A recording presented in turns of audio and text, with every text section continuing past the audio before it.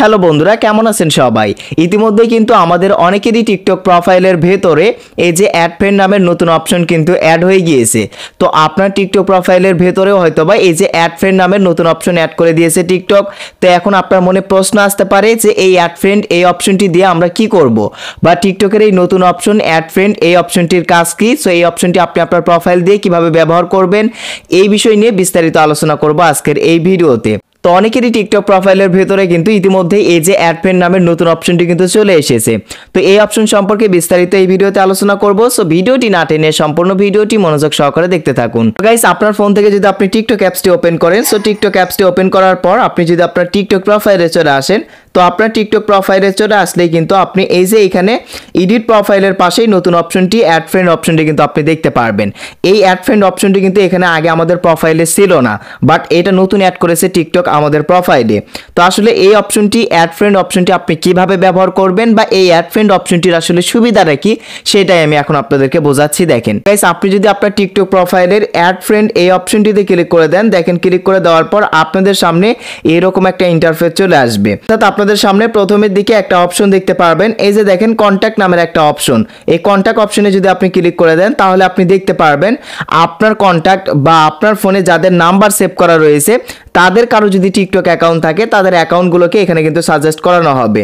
So আপনি চাইলে তাদের অ্যাকাউন্টগুলোকে এখান থেকে কিন্তু ফলো দিয়ে আসতে পারবেন। তো এরপরই হচ্ছে যে এই যে দেখেন ফেসবুক ফ্রেন্ড, দ্বিতীয় নাম্বার ফেসবুক ফ্রেন্ড। আপনি যদি এই যে ফাইন্ড অপশনে ক্লিক করে দেন তাহলে কিন্তু আপনি ফাইন্ড অপশনে ক্লিক করে আপনি যদি ওকে অপশনে ক্লিক করে দেন, সো ওকে অপশনে ক্লিক করে দেওয়ার পর আপনার যে ফেসবুক ফ্রেন্ডগুলো রয়েছে তাদের মধ্যে কারো যদি টিকটক অ্যাকাউন্ট থাকে তাদের অ্যাকাউন্টগুলো এখানে চলে আসবে এবং তাদের অ্যাকাউন্টগুলোকে কিন্তু আপনি চাইলেই এখান থেকে ফলো দিতে পারবেন। এরপরে এই যে তৃতীয় number invite option, invite friend অপশনে যদি আপনি ক্লিক করে দেন, দেওয়ার পর এখানে বিভিন্ন নাম্বার চলে আসবে। এখানে আপনার ফ্রেন্ডসদেরকে কি করতে পারবেন, আপনার টিকটক অ্যাকাউন্টের মধ্যে আপনি ইনভাইট করতে পারবেন। এবার নিচের দিকে আপনি বিভিন্ন টিকটক অ্যাকাউন্ট দেখতে পারবেন।